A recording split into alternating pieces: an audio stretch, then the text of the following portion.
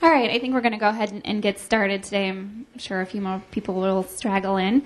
My name is Joanna Wilson. I am a program associate at the Mercatus Center at George Mason University, and I'd like to welcome you to the first day of our Learning Curves course. Today we're going to handle higher education with Dr. Davies, and tomorrow Paul Peterson will be here from Harvard talking about No Child Left Behind. Couple of things for those who are new to Mercatus. We actually do some surveys on the course, and we'd love to hear your opinions about the material and about the presentation. So be sure and hand those to one of those following Dr. Davies' presentation. Dr. Davies is currently an associate professor of economics at Duquesne University. He has lectured at numerous venues, including the Econometric Society, the American Economic Association, the American Psychological Association, and the U.S. Department of the Treasury. In addition to teaching, he was an equities analyst for the Bernie Company, chief analytics officer, and acting chief financial officer for Paragon Computation, founder and president of Paragon Software, and founder and chief analytics officer of Replica. His research has appeared in most popular and academic media, and most recently he's delved into the inner workings of the estate tax. If you could please join me in welcoming Dr. Davies. Thank you.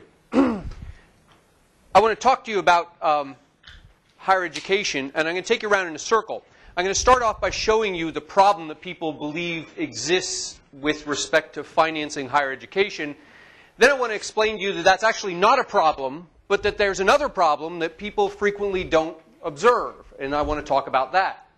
So I'll begin with the kind of common knowledge about how price of college education has been progressing over time. You're looking at the price of private, private four-year education versus consumer prices in general from 1976 to roughly the present. And the cost of private education has been steadily increasing at almost 8% a year versus 4.4% for all other prices. Now, if you really want to hit home with someone who's sending kids to college, you show them this. In 1976, the cost of 1 year of college was about 20% of the median household income. Today, it's north of 50%. Now, when people talk about the problem with tuition in higher education, they frequently look at higher education costs as a cost, when in fact it's an investment. To look at it as a cost is to treat it, for example, like the cost of your car. My car cost me whatever, $500 a month. At the end of the day, I'm out that much money. A college education is different. As an investment, you put money into it, and then you get money out later. So the correct way to look at it is not simply as a cost, but rather as what you get out on the benefit side versus what you put in on the cost side. So typically, when people look at financial investments, they're oh, I'm sorry, this is a different slide. There are three things that you get on the benefit side from a college education. One is difference in entry-level compensation.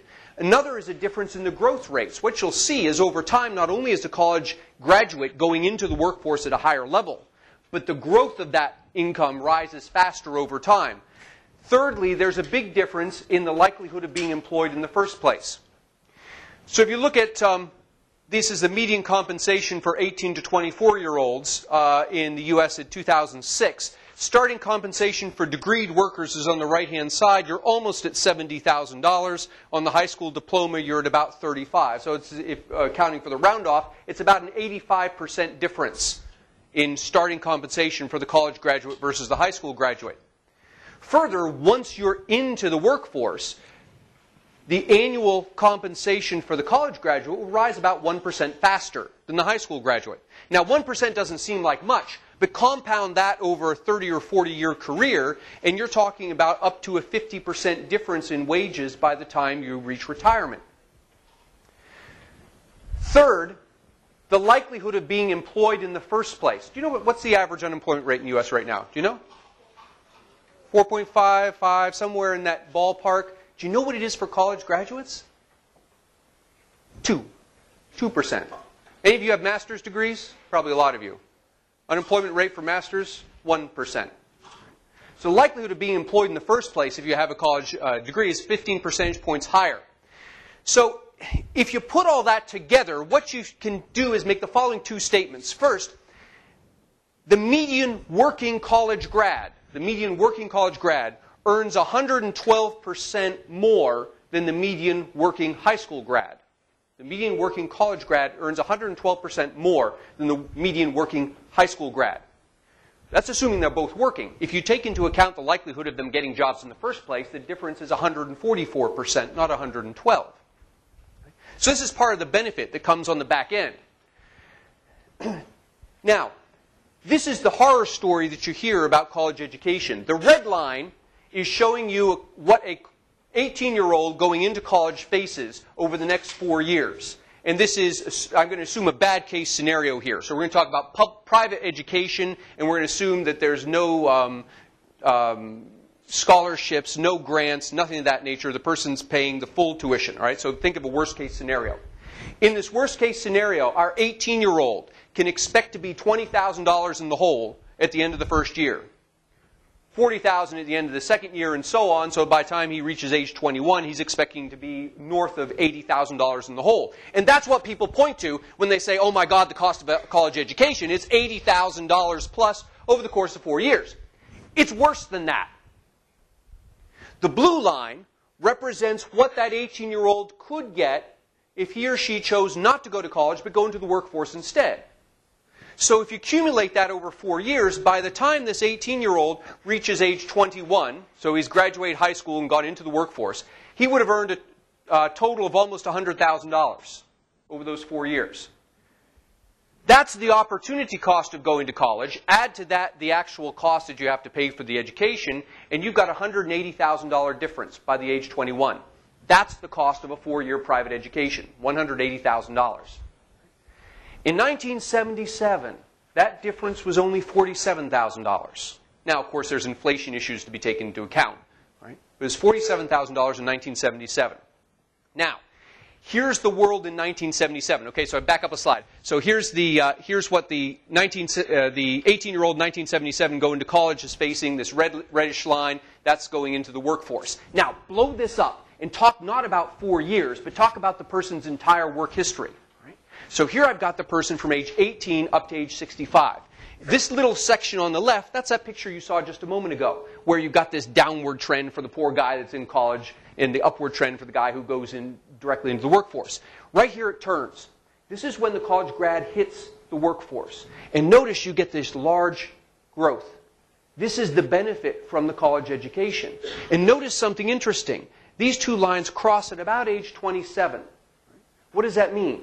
It means by age 27, that guy who went to 4-year private institution, paid full price, plus forwent the income he could have gotten if he had gone into the workforce. By age 27, he has earned all of that back. So from age 28 forward, everything's gravy. And that's that red line you see progressing. So by the time this person reaches age 65, in 1977, the college graduate was $1.2 million better off than the high school grad. And that's in today's dollars. $1.2 million better off than the high school grad. Now, what does this look like today? This was the 18-year-old in 1977. The 18-year-old in 2006 faces similar pattern, but notice that that delta has gone from $1.2 million to $2 million. The moral of the story here is that, yes, the cost of the college education has been rising significantly faster than inflation, but the benefit on the back end has been rising even faster than that. So that at the end of the career, the college graduate is actually better off today than he was in 1977. All right. That's pictures and kind of words. There are 3 ways that we talk about evaluating investments. One is a break-even, one's internal rate of return, and one's net present value. I'll run them through you quickly and give you just an intuitive idea of what these are. So what I'm doing here is I'm asking the question, how would a financial analyst look at this? If I was offering you a portfolio of stocks and say, hey, give me $80,000, I'm going to invest it in the stock market, and you're going to get back something. What sorts of words would I use to tell you about the value you can expect? Well, it's these 3 things. First off, break-even. Break-even asks the question, how many years is it going to take for me to recoup my investment? How many years will it take for me to recoup my investment? In 1977, it took 10 years. Today, despite increases in tuition, it still takes 10 years. In fact, if you look at each year over time, you get a pattern that looks like that. So from 1977 to the present, at some periods, let's see, if you went to school back in, if you were 18 years old, anybody 18 years old in 1982 or thereabouts? Nobody? If you were 18 years old in 1982 or thereabouts, you could expect to recoup your entire investment in college in about 9 years. And then the bad point comes here about 88, 89, where you're expecting it's going to take about 10 and a half years. But in total, as you go across, it's approximately 10 years.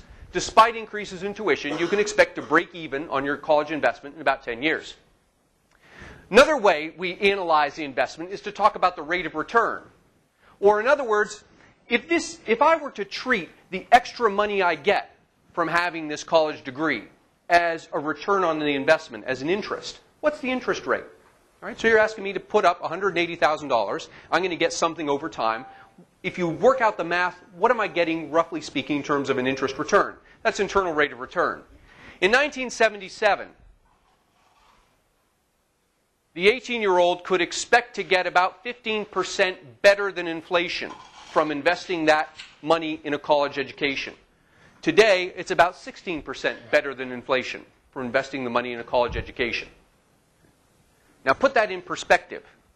Oh, I'm sorry, here it is over time. We've maintained about 15, 16%, right, despite increases in tuition. Put this in perspective. Over that same period, 77 through 2006, 6-month CDs were yielding about whatever that is, 6% or so. 20-year Treasury bills a little bit more than that. Now you come down to the S&P 500, the Dow Jones, the NASDAQ, and you're north of 10%, but still south of 15%. That's rates of return, average rates of return from 77 through 2006. There's private education, the red bar. You're north of 20%. There's public education, the blue bar. You're at 25% rate of return. I showed my daughter this. My daughter is 13. So she comes to me the other day and she says, are you saving for my college education? She's a firstborn. She's an A-type personality, right? I said, no.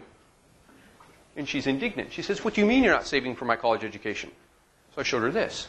I said, it's a 20 to 25% rate of return. You can't get that anywhere today. Why would I save money to give you a 20 to 25% rate of return? Borrow it. Pay whatever. Pay 15% on the loan if you have to, and you're still 5% better off. She doesn't come to these lectures anymore. Net present value is probably, this is the harder one to get your head around, but of the 3 ways of looking at investment, this is actually the most accurate. And what this does is it asks the question, all right, there's lots of stuff going on here. I got to shell out money for the education. That's going to be over time. I'm going to get something on the back end, but that's also over time. Forget about all this over timeness. Talk to me, what is this worth to me in today's terms? All right? So to give you an example, I've got 2 people. Who are you? Paige. Who are you? Caroline. Paige and Caroline. Paige and Caroline are identical in every respect. They're both 18 years old and they're both prepared to go to college. I say, why do you want to go to college? They say, oh, you know, make money, this and that, blah, blah. Fine. I say to Caroline, Caroline, I'd like you to not go to college. And Paige, I would like you to go to college and pay your own way, no scholarships, blah, blah, all that business. Okay? And Caroline starts to complain. She says, but if I don't go to college, I'm not going to make money and all this stuff, and Paige is going to make money and I'm going to be something this. So I say, look, I tell you what, if you agree not to go to college, I'll cut you a check right now. How big does that check have to be so that Caroline is just as well off as Paige at the end of the day? That's net present value. How much of a check do I have to cut her today to make her decision equal to hers? And in 1977, the net present value of a college education in today's terms was about $500,000. Today, it's $850,000. And remember, that's assuming you pay the full ride and it's net of that tuition. So after subtracting out all the costs of college education, you're still $350,000 better than you were in 1977.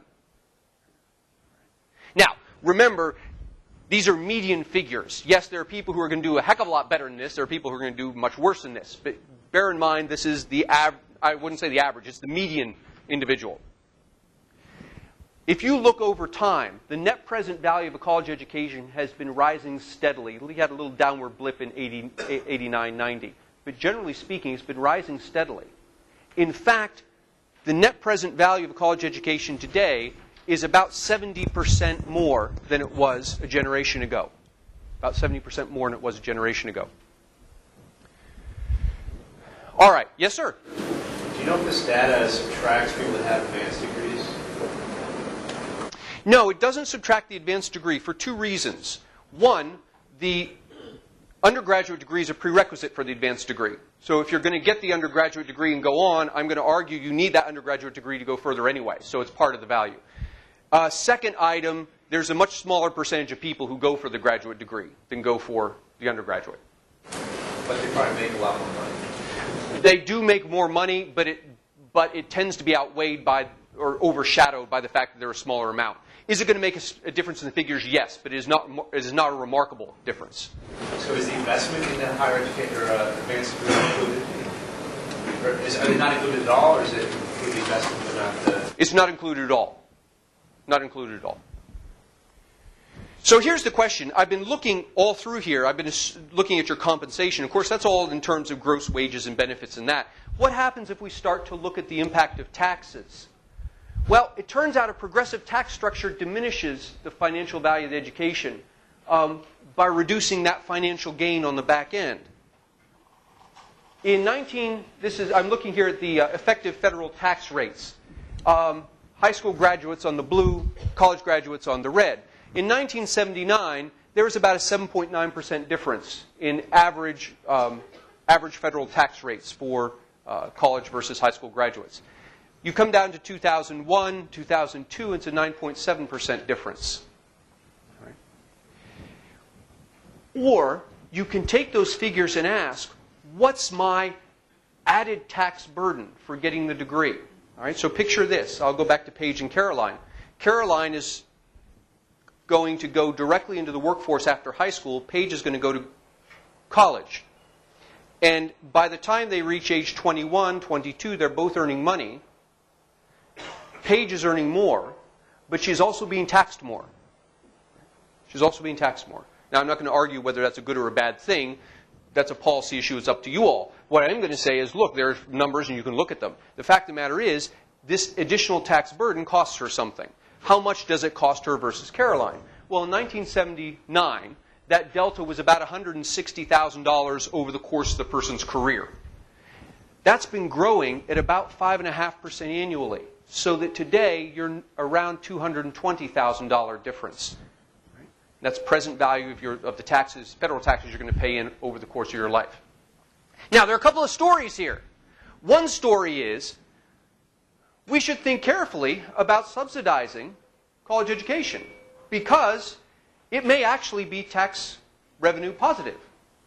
It may be the case that for every dollar that we invest in getting our high school students into college actually comes up dressed up as several dollars later in terms of increased tax revenue. Right? So that's item number one. Item number two, we have to be careful because the bigger this tax burden becomes, the less incentive the student has then to go on and get the college degree because he's going to say, well, look, what's my benefit at the end of the day? My benefit is X, subtract out the taxes, and I've got something less. So put this in perspective. The additional tax burden that Paige faces by getting this degree is 3 times the cost of her 4-year tuition. 3 times the cost of 4-year tuition. Right? Is it good? Is it bad? I don't know. It's a policy issue. It's a fact. Right? All right. So generally speaking, this news is not too bad. You know, you've got the increase of the taxes, but on the other end, the present value of this college degree has gone up by 70% over the past generation. Is there any bad news? It turns out that there is. The bad news, in part, lies in secondary education.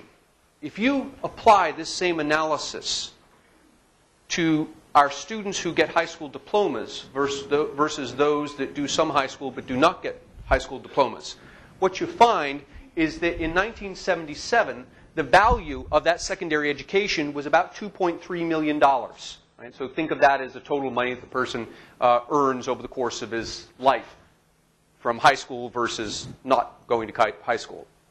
Over here, in 2006, we've lost about $600,000 of value in the market value of the high school education. Yeah? Is that high school graduates versus no high school, or That's high school versus no and some.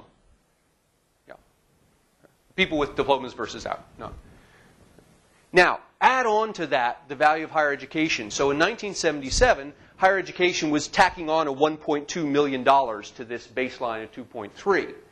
In 2006, higher education is tacking on $2 million to the 1.7. And immediately you start to see something. The value of the college degree has gone up tremendously. Compare the purple here to the purple there. That's the value of the college education. But the base it sits on has been shrinking. So that at the end of the day, when you look at the tops of the bars, there's not a heck of a lot of difference between them.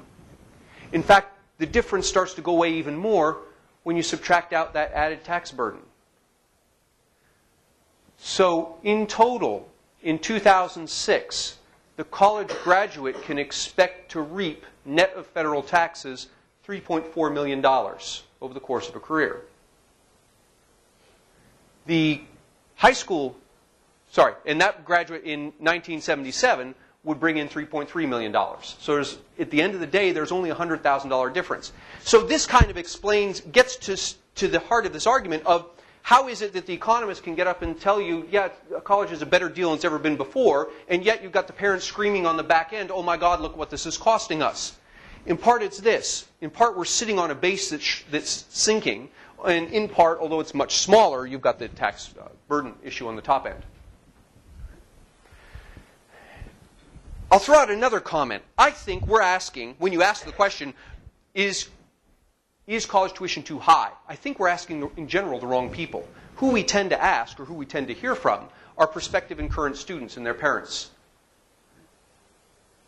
Who we should be asking, and these are the people who are facing the cost of the thing. Immediately, oh my God, I've got to write a $20,000 check come September 1. They aren't the people who are seeing the benefit on the back end yet. So I'm going to argue here that the problem with the high school, with the college education is not cost versus benefit, but something else I'm going to call cost versus liquidity. And here's how I want to do this. Nellie Mae in 2003 conducted a survey of college graduates who are currently paying on their student loans. So these are people who are paying on their student loans, but they're getting some of the benefit of this college education because they're out and they're working. And Nellie Mae asked them, how much are you paying on your student loan? And how painful is this? It was kind of, I won't say it's unscientific, but it was a touchy-feely thing. It was, low pain, medium pain, high pain. That's all you can do, right? So the people came back and they said, well, I'm paying this much, and my pain is lower, my pain is medium, whatever it is. If you translate those numbers, how much they're paying, into interest rates on the student loan, what you get is a picture like this. Students who are paying in the roughly 5% to 9% range, this is interest rate on the student loan, we're reporting low pain. It wasn't until you get past the 9% mark on interest rate in the student loan that you start to get into the moderate pain. What's the moral of this story? The moral of this story is, if we are agreed that we want to do something to push people into college, maybe subsidizing student loans isn't the necessary thing. Because according to this, now certainly it's going to make the current students and the prospective students feel better because they're going to say, oh my God, I've got this $80,000 bill in front of me, and then we step up as the government and we say, okay, yeah, but we're going to subsidize it so you're only paying 4% interest or whatever it is, and say, oh, thank God. But we're asking the wrong people. This person hasn't seen the benefit on the back end. If you ask the people who see the benefit on the back end, they're going to come back and effectively say to you, look, I can handle up to 9% on the student loan, and my pain is still low. So it may well be the case that as we spend money on subsidizing student loan interest rates, that we may actually not be doing much in terms of alleviating people's psychological pain. We're making the prospective students feel better about what they're about to pay for, but the people who are actually paying back the loans aren't feeling any better than they were before. It's still pain. What about this liquidity business? Well, if you look at a loan, there's basically 4 things going on here. Right? So we're talking about getting a student loan. There's the amount of the loan, the duration of the loan, and the interest rate. Those 3 items get summarized in the monthly payment. What's your monthly payment? Well, the amount of loan duration and interest rate will summarize that.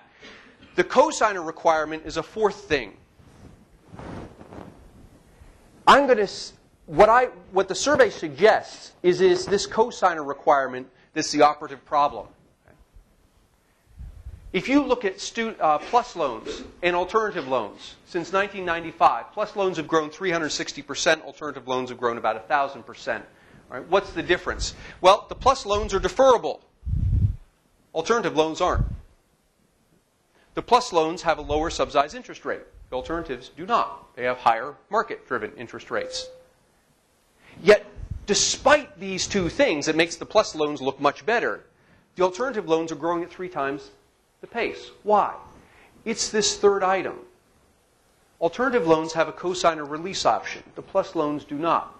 I went in a couple of years ago and surveyed some college admission counselors, asking them this question, showing them some of these figures that you've seen here, and saying, look, the value of college education is this, it's getting better, da-da-da, and they nod. They say, yeah, we know. So, well, why are people complaining about the cost of a college education? And they come back, each one of them, and say, the kids can't get the money. I said, what do you mean you can't get the money? I showed them the Nellie Mae thing. I said, well, they can pay up to 9%, and they're still happy in this. He says, yes. That's not the problem. He said, the problem generally is this cosigner thing. That's the first I'd heard of it, so I go looking up the thing. The plus loans don't have the cosigner release option, which means what? If you think of this from the parent's perspective, who the parents are going to be the cosigners typically, you're asking the parent to sign on over the life of the loan, which could be, 10, 20, 30 years, depending. Sign on as cosigner. That locks up the parent's ability to borrow. So 20 years, 30 years down the road, when my kid is, well, what's my kid going to be? I don't know. My kid's going to be 50 years old. And I still have trouble getting a second mortgage or selling my house and getting a different one or buying another car, whatever it is. Why? Because I'm on as this cosigner for a 50-year-old who doesn't need me. Right? So the conclusion here is that the perceived illiquidity may be due to parents being unwilling to cosign the debt. So let me summarize. Tuition in higher education is not a problem, even after you account for the growth in tuition. A college degree today is worth 70% more net of tuition than it was in 1977. Liquidity is a problem. These kids who are going into college are finding it difficult to tap into that future value. And in part, it's because the parents are unwilling or unable to co-sign on these long-term loans. 3, the tax structure reduces the incentive to obtain the higher education. The greater the tax burden on the college graduate, the less incentive to undertake all the nonsense to go through and get the degree in the first place. And then finally, and this is probably the biggest of the issues, is the value of secondary education. As that continues to decline, what happens is we are effectively taking educational value that used to be offered in K through 12, and we're shifting that burden into the 4 years of the college education. So you're asking our colleges not only to educate our kids beyond the 12th grade, but to educate them up to the 12th grade first. Any questions? Yes, ma'am. 70% then compared to somebody who did not graduate from high school? No, that 70% is a college graduate today versus a college graduate in 1977. You're 70% better off now than you were then. That's after adjusting for inflation, tuition, and all that nonsense. It seems like the analysis treats all college education the same. But we know that there's no direct connection between educational degrees that are being offered in the labor market. So there's a disconnect there. So how does that, obviously, people, they go to school to agree that it's not reusable. So how does that work? Yeah, this lumps all the students together. So I'm not looking at differences across colleges, nor am I looking at differences across degrees. In fact, I'm not aware if that data exists. If any of you, I said this at the last time I gave a lecture like this, I'll repeat it. If any of you are looking to give a grant to do some research, that's some research that actually needs to be done. And it requires collecting primary data, which is go out and randomly contact students and ask, what's your major? Where'd you go to school? What are you earning? And be able to come back and put a stamp on the major. A bio major is worth this, a chem major is worth that, an econ major is worth this. And, you want to go a step further, put it on the institutions themselves. You're talking, and have been for a couple of years, about assessment and accountability in higher education. Rather than impose standardized tests, you might consider doing it this way. Collect the data and ask, where'd you go to school? Drake. Tennessee Temple. Suppose I were able to put a value tag on each one of those. Right? Completely free of any subjectiveness. It's simply, people from Drake, what are you earning? People from Temple? Tennessee Temple, what are you earning? And I put this on here. Now, it's not the end-all and be-all of assessment, because clearly there are all kinds of other things that go into someone's decision, but it's a pretty big chunk of it. If I'm going to be spending $80,000 to send my kid to a college, if I want to send the kid for theater and dance versus business administration, I may see value there, and that's fine. But let me go in with eyes open. Let me know what it's going to cost that kid. And I may well choose at the end of the day, yeah, I don't care, it's going to cost a kid $500,000, do the theater and dance. Fine. But at least I'm making a decision with eyes open.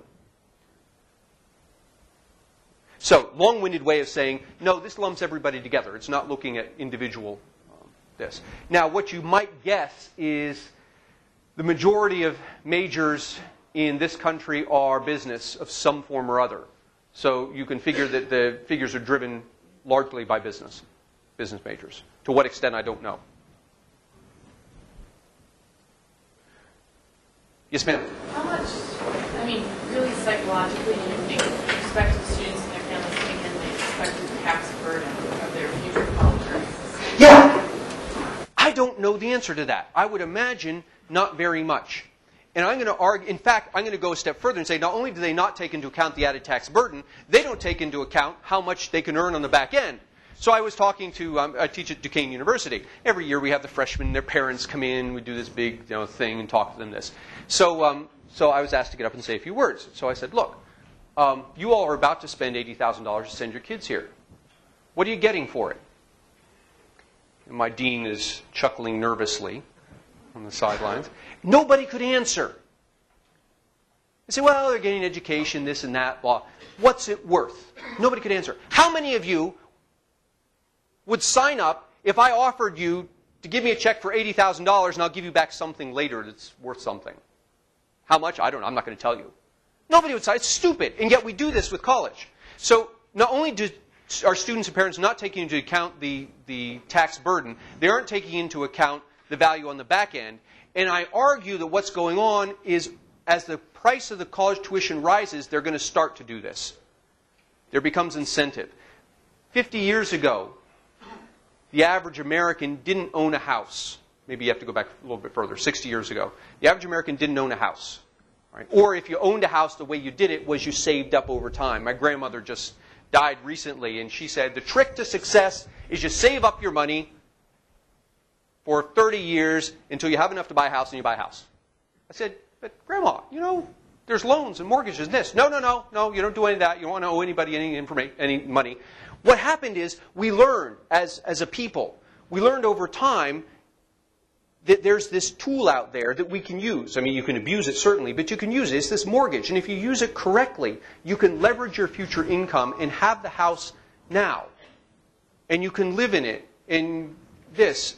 And now we all understand things, or most of us understand things about variable rates and fixed rates and 30-year versus 20-year versus this and escrow accounts and all that stuff. We've had to learn it. There's a similar learning process that's going on here. Parents and prospective students don't understand this market yet, but they're coming to understand it. And every year tuition gets higher, there's even more incentive for them to figure out what's going on here. So yes, you're correct. They don't take it into account as my guess, but they're going to in greater and greater numbers. Yes, ma'am. The decline in the value of the secondary education, is that just because there are things that college provides that secondary education can't provide? I mean, can we really move? You know, it's just because the aspects of college education have become so important that without that college education, you are more like a person who doesn't even have a high school diploma. Yeah, I don't know the answer to that. I think what you're saying is it the case that the world has changed such that the body of knowledge that used to be imparted K through 12 actually makes you stupider today? In a relative sense. Yeah, sure. I don't know the answer to that. I'm just wondering if it's even possible to move that information to a secondary education format. I don't know the answer to that, but I can give you some anecdote. And the anecdote is this. I get students, economics, of course, those, I guess you've all had some course in economics, tends to be highly mathematical. And every year I'll have my freshmen come in, right? And these are not stupid kids. These are smart kids. All right, so I'm going through, here's, the economics, here's the mathematics, so on and so forth. And they look at me like, I've got 3 heads. Oh my God, that's algebra. Well, this is stuff that when I was a kid, everybody kind of knew. I mean, some better than some others, but by the time you graduate 12th grade, you knew this stuff. And this is anecdotal, but what I'm finding is each year that goes by, the students are less and less prepared with the fundamentals that they need. I mean, they can do things we couldn't do before. They could do the computer business and the programming and the speaking 3 languages, which is all good stuff. But is it good enough that it's worth trading it off for less competence in mathematics and science? I don't know. I'm speaking as an economist. From my perspective, it's not worth it. The other stuff you can get later, but if you don't have the foundation, you have nothing. Yes, sir? Back to that value, of college education, high school education. Is this value just a proxy for productivity? Basically, are we saying that college actually does make you $2 million more productive versus 1.1 million or 1.2 million? In some sense, it's productivity because I'm looking at wages.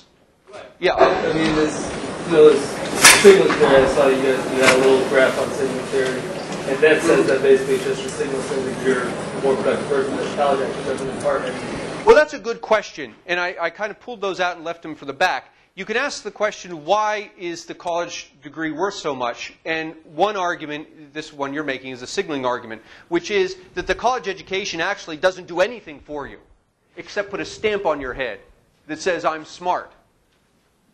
And with that stamp, you now go into the workforce. It's kind of like the UL seal of approval. I'll buy the wire that has it, I won't that doesn't. So the argument here is that the college degree, the signaling argument is the college degree doesn't fundamentally do anything to change who you are. It's simply the stamp of approval. And with the stamp of approval, you can now get a higher paying job.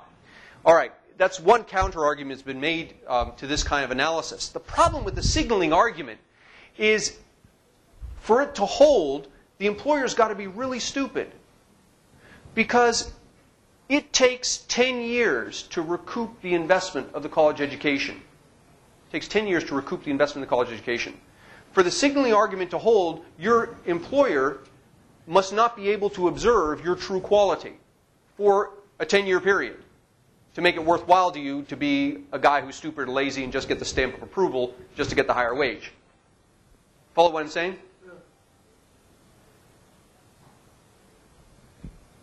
Anyone else? I'll leave you with this thought. One of our largest exports in this country, by far. Not only is it one of our largest exports, I forget the number. It's in the top 5 easily. One of our top 5 exports. And it's one that's growing faster, consistently, than any other export. It's higher education. We, some years ago, had this foray with steel tariffs versus not. We export 3 times the value of higher education as we do steel tariffs. If if we attempt to put it, for example, to take an extreme example, if we were to put a cap on college tuition, a couple things would happen. One is we're not going to impact much people on the back end. I mean, certainly students are going to be very happy to have their tuition capped, but the fact is they're getting back more value than what it's costing them anyway. So in a real sense, we haven't done anything there.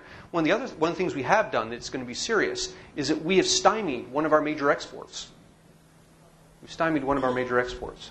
What you'll find is that colleges will cease investing in better faculty, better this, training, whatever it is, infrastructure. And the rest of the world is going to stop looking to the United States as their primary supplier of higher ed. We don't normally think of it as an export, but it is. Anyone else? Yes, sir? I thought I'd actually read that the value of a degree is starting to decline. It fluctuates. Be careful when you say, it starts to decline. You have a coin in your pocket? Nobody has coins anymore. Everybody's electronic. Suppose you have a coin in your pocket. I shouldn't do this because it's not going to come out correctly. You flip the coin, you get heads. You flip the coin again, you get heads. Do you have a two-headed coin? No, because there's some probability you're going to hit heads twice, right? Similarly, a lot of the studies that point to declining value of the high school education or the college education, what they're doing is looking at just the past few years. And there's going to be some random fluctuations. So if you look at this is 77 through 2003. If I were to show you a picture of just 2000 through 2003 and blow it up, you'd see this ski slope going down. And I'd be saying, oh my God, look what's happening to higher ed. You've got to step back a little bit and take a larger perspective. So yes, there's going to be ups and downs. Do I think? If I were to talk about trends, I'd look in the largest data set I possibly could, which biggest data set I could find goes back to 77. And this is a clear positive trend. It doesn't mean it's not going to continue going down, but that would be like flipping the coin twice and claiming that you've got a two-headed coin. You may have, but the stats would argue that it's more likely that you don't. It's random chance. Yes, ma'am. Signaling ability slide. So, do we have anything that shows that it does in fact improve with a college education versus high school degree? Just what improve? You said that the signaling ability, just the ability to do things from what I read on there. Does the signaling ability do what? Does the productivity actually change?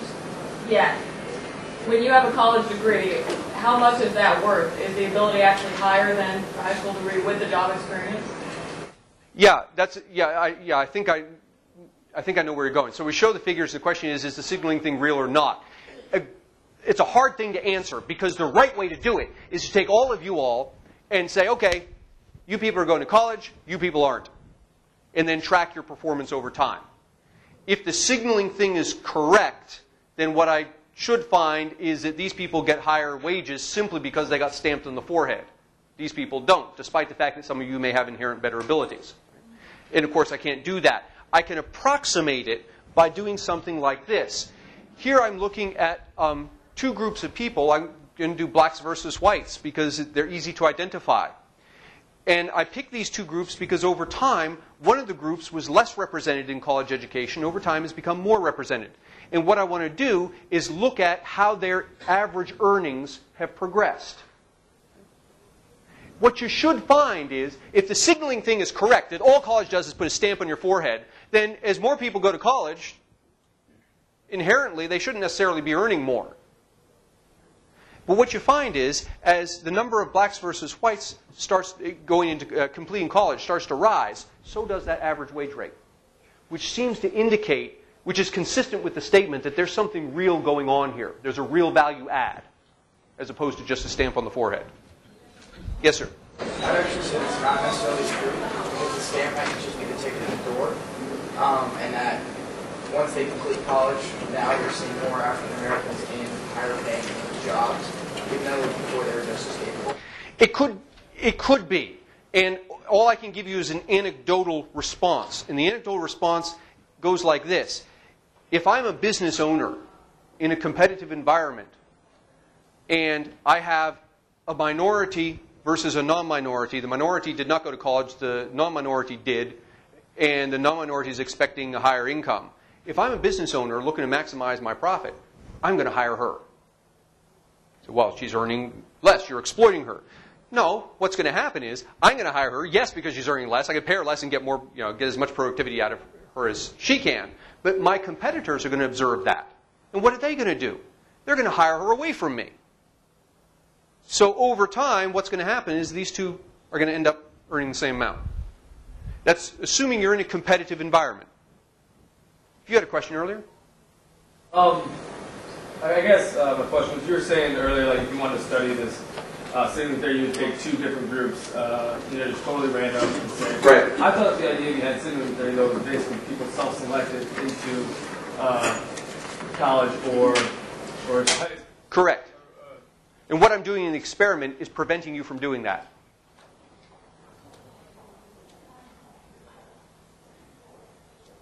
There was an interesting case. This was done by accident in the Chicago School District, not at the higher education level, but the secondary education level. Chicago School District, some years back, have you read Freakonomics? It's detailed in that book. Chicago School District has, whatever it is, 1,500, 2,000 schools within their high schools. They allowed parents for the first time to choose. You can send your kid to any high school within the school district. And of course, parents are all loading up on the schools that have the good reputations. So Chicago said, well, look, we can't fit you all in here. So what we're going to do is institute a lottery. And you'll get assigned to the school on the basis of the lottery. And what happened was, and this is that example, it's exactly this, of randomly saying, you people go here, you people go there. If you look at the people who were randomly placed in the schools, you had white students from suburban households in inner city black schools. You had black inner city students at the suburban high schools. And that race delta of performance flipped. And all of a sudden, it was the white students who were performing poorly versus the blacks. And that's a good test of that signaling thing, to say, look, fundamentally, there's no difference here in terms of the students. The difference is whether you're putting them in this school versus that school. Yes, sir? Yeah, I heard a lecture on this same general topic some time ago, and I'm curious how you react to this observation. That if you took 20 people and you knew that 10 of them were headed to college, and you knew that 10 of them were not going to college, and then you simply said the 10 that were going to college are not allowed to go to college, they go out. The 10 that were not intending to go to college, go to college. You track their progress. And the assertion in the lecture was that it's the attributes of the people who go versus not go that's more important than what actually happens when they go. And that, in fact, over time, the people who didn't go to college would end up higher levels of increase, more productivity, because of the attributes that they have, rather than the experience they go through. So what's your reaction to that? Yeah, and I'm not quite sure how to separate that out, because I could argue that, I'm going to go back to Caroline and Paige. Suppose that Caroline is inherently more capable than Paige. Caroline is going to tend to go to college, intend to get this degree. Now, intend to earn more. Is she earning more because she's just inherently more capable? Or is it because she went to school? And what I'm hearing you say is she went to college because she's inherently more capable. Is it the case that the college did nothing, or is it the case that to get the value out of it, you have to be inherently more capable? I'm not quite sure how to separate out those two, apart from doing what we don't want to do, which is to actually set up an experiment and say, you go here, you go here. It's a problem econometricians have. This whole field of econometrics, statistical analysis, was designed to get around the fact that you can't conduct experiments. You've got to just deal with the data you have. And I'm not quite sure how to tease that out. Yes? Get at that tracking some college folks and college graduates. I'm sorry? Could you get at that by tracking the people who have some college but no degree as compared to the college degree? Possibly, except it raises the same issue again. Are the people who did some college but no degree, did they drop out because they're inherently not as capable? I'd have to almost go back to the people and dig down and find out why you dropped out. But it may not be a bad start. I believe there have been studies that look at people that similarly qualified people from credential standpoints who are drastically different colleges, and there's no value added to more expensive school. Similar. Yeah, I haven't seen this study, so I can't comment. But again, if it's based on a robust data set, that's certainly worth looking at.